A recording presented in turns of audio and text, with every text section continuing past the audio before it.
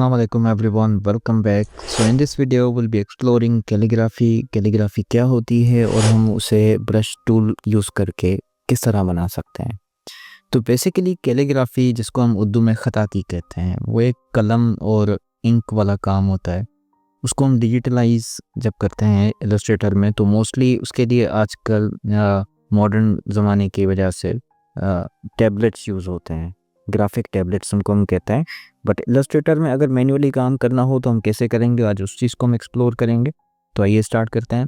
तो सबसे पहले हमें एक ब्रश डिफ़ाइन करना होगा. तो ब्रश डिफ़ाइन करने के लिए यहाँ पे हमारे पास एक ऑप्शन है न्यू ब्रश का.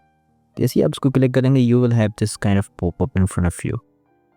इसमें आपके पास कुछ ऑप्शंस हैं कि आपको ब्रश जो बना रहे हैं अपने लिए वो किस तरह का हो, कैलीग्राफिक हो, ब्रस्टल ब्रश हो या पैटर्न ब्रश हो. ये दो ऑप्शन जो हैं, स्केटर ब्रश और आर्ट ब्रश, ये डिसेबल्ड हैं. वो इसलिए क्योंकि इनको ऑन करने के लिए सबसे पहले हमें एक आर्ट बनाना पड़ेगा अपने आर्ट बोर्ड पे. उसके बाद ये ऑटोमेटिकली इनेबल हो जाते हैं. But for now they are disabled क्योंकि हमारा आर्ट बोर्ड ब्लैंक है और उस पर कोई भी आर्ट नहीं है. और हम इनको बार इन सीक्वेंस एक्सप्लोर करते जाएंगे. But for now calligraphic brush की बात अगर हम करें तो हम इसको टिक करके ओके को क्लिक करेंगे तो आपके पास ये मेन्यू आ जाएगा. अब इसको अंडरस्टैंड करने की कोशिश करते हैं. सबसे पहले तो हम इसको नाम देते हैं माय ब्रश फॉर इंस्टेंस. उसके बाद आपके पास ये कुछ इस तरह के ऑप्शंस हैं.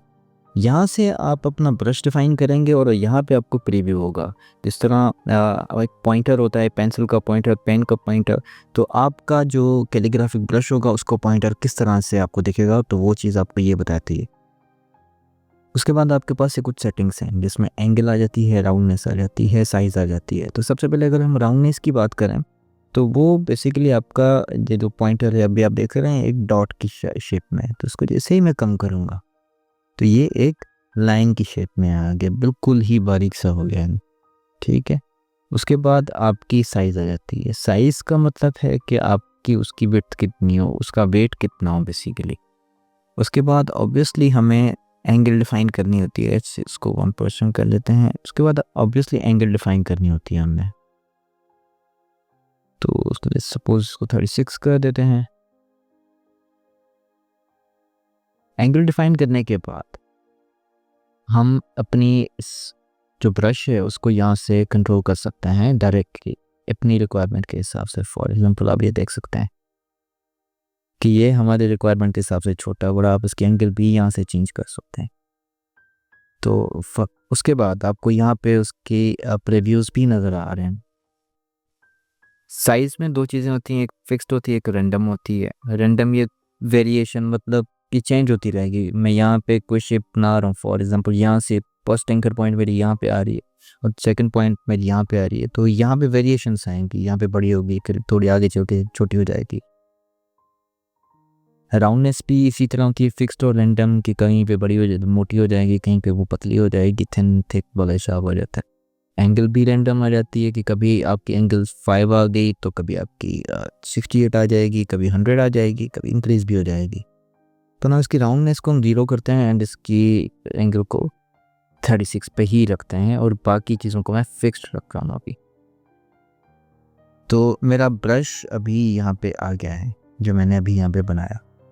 तो मैं जैसे ही ब्रश टूल लूँगा तो आप देख सकते हैं कि मेरा वो कैलीग्राफिक जो ब्रश है उसके साथ अटैच हो गया है. तो मैं जैसे यहाँ पे कुछ भी बनाऊंगा तो आप देख सकते हैं कैलीग्राफिक लुक आ रही है. बट इसकी मैं स्ट्रोक बढ़ा दूंगा मैं थोड़ी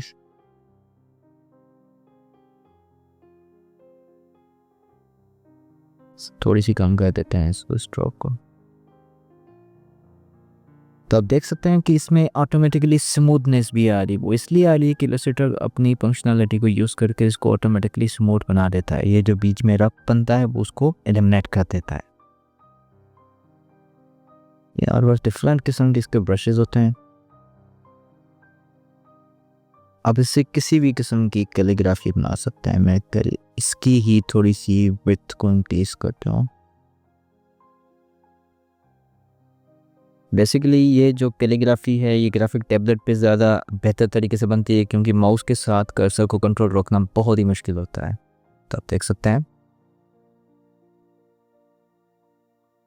तो वैसे ही आपके पास यहाँ पे लॉट ऑफ ऑप्शंस है अवेलेबल. तो आप कोई भी यूज़ कर सकते हैं। फॉर एग्जांपल मैं यहाँ पे कोशिश करता हूँ कि माउस के साथ अपनी कैलीग्राफी बना लूँ।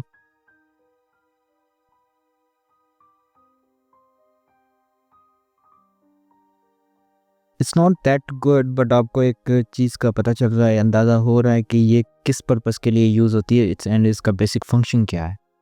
So that's what I want कि आप लोगों को अंदाज़ा हो जाए। सो आई होप आप लोगों को यहाँ तक कैलीग्राफिक ब्रशेस और उसको किस तरह यूज़ करना है, न्यू ब्रशेस किस तरह बनाने हैं, एंगल की सेटिंग किस तरह रखनी है, ये सारी चीज़ें समझ आ गई होंगी। इसको हम मज़ीद एक्सप्लोर करेंगे, मज़ीद ब्रशेस को भी एक्सप्लोर करेंगे अगले वीडियोस में। So that's all for this video. Thank you for watching. तब तक अल्लाह हाफ़िज़। Thanks for watching. Don't forget to like, subscribe and hit the bell button for the updates.